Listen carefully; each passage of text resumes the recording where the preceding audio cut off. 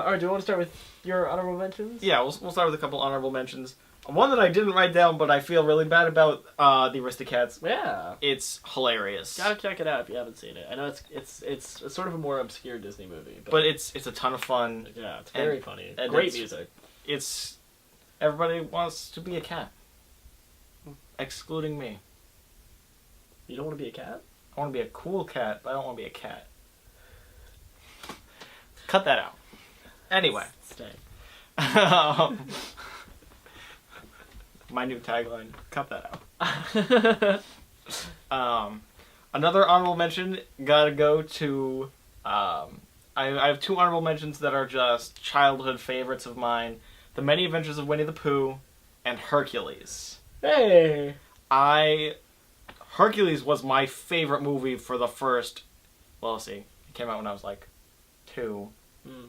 For the 2nd through 7th years of my life. It was also my favorite movie. And you know what? When I watch it again, I have a ton of fun. So many childhood memories. It makes a lot more sense now that I understand things. Yeah, that's true. Yeah. So I just love Hercules. Another honorable mention Honey, was... I think you mean Hercules! Right, continue. The Many Adventures of Winnie the Pooh is a ton of fun. Another one of those meandering, fun, just kind of like... A lot of detours. What's the plot? It's just a bunch of detours, and they're fun. Just... Pooh Bear is such a stupid glutton.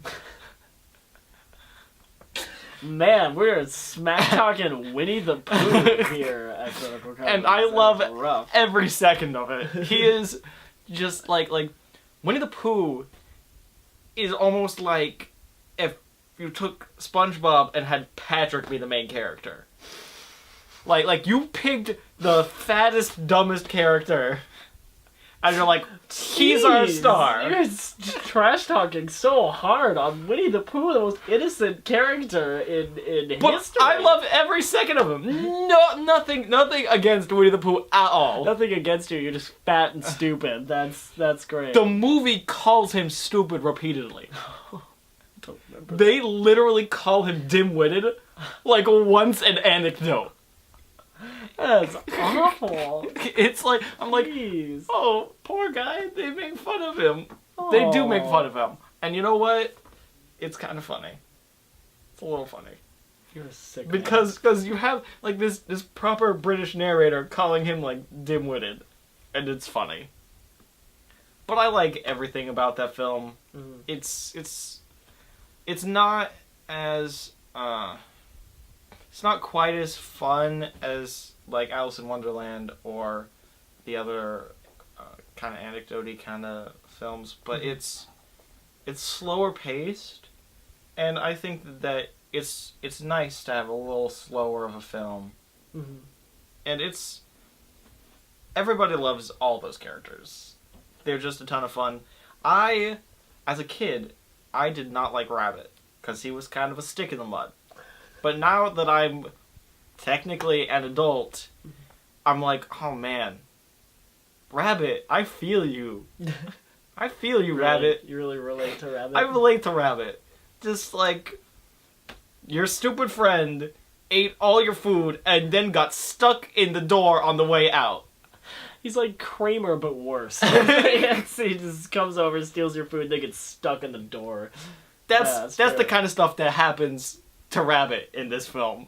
And I just feel bad for him. It's funny. We understand the plight of Rabbit. We're laughing at and with Rabbit the whole film. Yeah. And there's like, they're not that nice to each other. Mm-hmm. Like, so Rabbit's annoyed at Tigger for bouncing all the time, and you know what? That's like, Tigger could probably get really annoying. But he's like, as a person, we are going to go out into the woods with him and ditch him and hope he comes back with a broken spirit.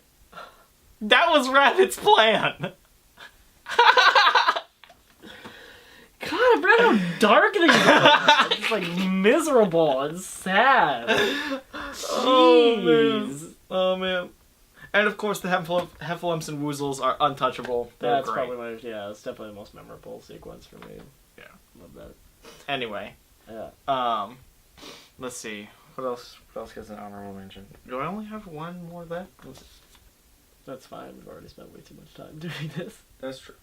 Oh, let's see. Another honorable mention. I'm gonna give a shout out to The Princess and the Frog. I love jazz music. I love New Orleans. Still haven't seen it. Because he's a bad person. I'm terrible, and I apologize, and I will get on it as soon as I can. No, that's not true. I will get on it at some point. This summer, I'll make you watch it. I own it on DVD. Alright. This summer. But it's a fun time. Not everything is great about it, but it's New Orleans and it's jazz, and I love New Orleans and jazz. And then I have a little anecdote to go with my last one. It is a segment from Fantasia 2000. Mm-hmm. And everyone's like, well, of course, it's Rhapsody in Blue, right? No, it's not Rhapsody in Blue. I have played the trombone for a long time. I've been in band for 12 years. I have had to play a certain song many times. And everybody kind of hates it. And you know, when you're playing it, you hate it. But when you really just sit down and listen to it, Pomp and Circumstance is an excellent song. And it took watching the Pomp and Circumstance sequence from Fantasia 2000 for me to realize how much I actually like Pomp and Circumstance.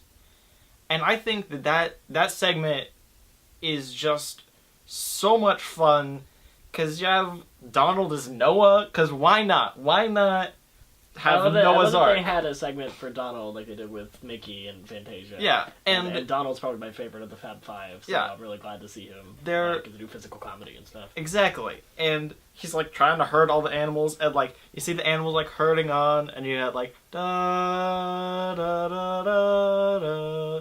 And I think it's really funny, and it's perfect. I think it works, yeah. That segment works so well, and I love everything about it.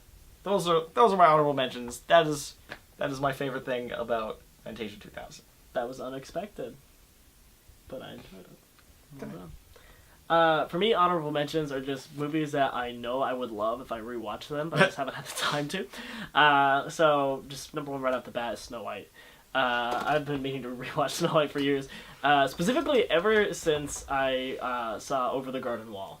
I've been meaning to watch Snow White again because I forgot how much I love that style of this sort of like dark fairy tale. I think it's gorgeous. And it's creepy and kind of unsettling, and I really want to see it again. Because I love that style. That's Allison's favorite. It's Allison's favorite. Yeah, it's his sister.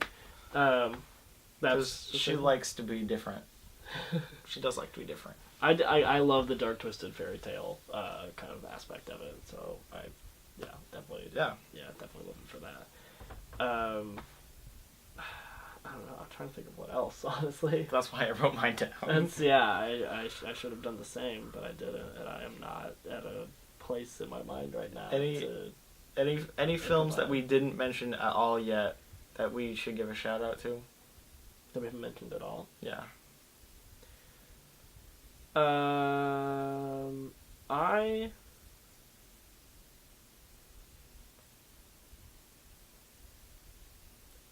No. I'll say something about Bambi.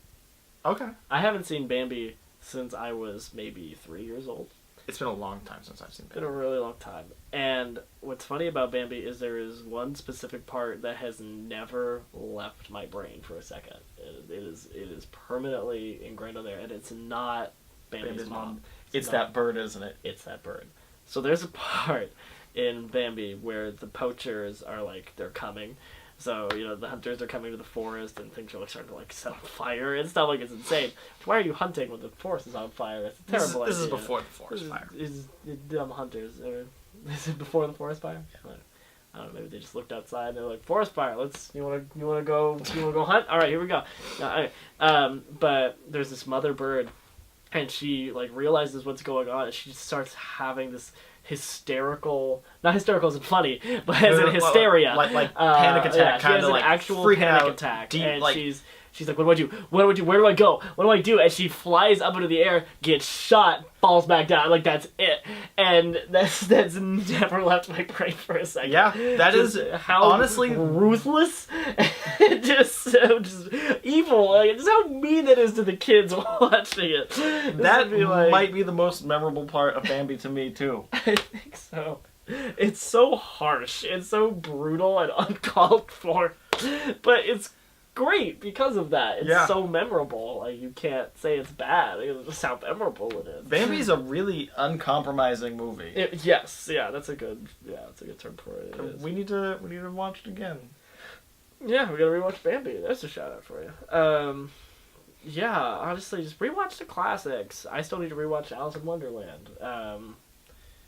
Because it's been a long time. I'm trying to think of anything else. I'm not really coming to my brain as of right now. Shout out to an underrated, underseen Disney film, The Great Mouse Detective. I really like it. Oh, yeah. I don't like it as much as the first couple times I saw it, but it's a ton of fun. There's like Sherlock Holmes references, and Ratigan is amazing. Poor baby. I love Vincent Price. I think his voice is amazing. For him to be a villain in a Disney movie is perfect. True. It's perfect. And he kills one of his guys. One of the guys calls him a rat. So they're in the middle of like the great Ratigan villain song. Yeah. And one of the guys calls him a rat, and he takes him out, throws him outside, rings a bell. The cat comes, eats him. And then they go back to singing the song. And that's it. They continue the song from there. Just complete heartlessness. Yeah. He's great. The world's greatest criminal mind. Absolutely. You know that movie is like an 80s Disney movie because there's like smoking and drinking and stuff, and they go to like a brothel. And it's great. I love it. They do not go to a brothel. They do go to a bar. It's a bar, but then they have like they're like sexy dancers or something. I don't know, like a burlesque show, I guess. Yeah, it is kind of a burlesque show. Anyway, it's a little awkward watching, but a little bit. But it's I don't know. It's sort of cool to see like an edgier Disney like that. It's sort of interesting. We never mentioned once. We never mentioned The Lion King. Oh. Lion King. You've seen it, we've seen it, yeah, everyone likes The Lion King. Everyone likes The Lion King. It was a movie, probably the movie I watched the most as a kid. Like that and Muppet Treasure Island. Oh, man. Muppet Treasure Island was the first movie I ever memorized from beginning to end. But Lion King was definitely one I would watch every night. And it's fun. Like when I watched it again, it's still very good, but it just I wasn't anywhere near as connected to it as I was as a child. It just sort of didn't quite hold up for me. Yeah, and it's good. It's still very good. It's still very good. Obviously, great songs and music and great characters, very memorable. The Jungle Book, movie we didn't see. We should mention The Jungle Book. It's great. It's a ton of fun. Mm-hmm. It's worth watching just for George Sanders and his voice. Oh yeah, George Sanders and Shere Khan was a perfect casting decision. He's so good. Yeah. Just like the 10 seconds of him finishing "That's What Friends Are For." That is the reason to see that film. It's so low. It's crazy. It's so low and it's so awesome. Anyway, I mean, everyone's a ton of fun. It's a good one. I mean, they're kind of. I mean, it's also kind of a bunch of little anecdotes. Yeah. And it's Wait, good. Lion King is? No, the Jungle Book. Sorry. Book. Yeah. Wake up. Anyway. Grab a bunch of butter, little Lincoln. Why should you kiss it on the table? You wanted to? You could create another people. You wanted to? I don't remember the next one. Anyway. Anyway. Yeah. I don't know. That's about all the honorable mentions we got, right? I think we don't need to mention all, 58 of the movies. This is good. They made a lot of good movies. You should check them out. Yeah.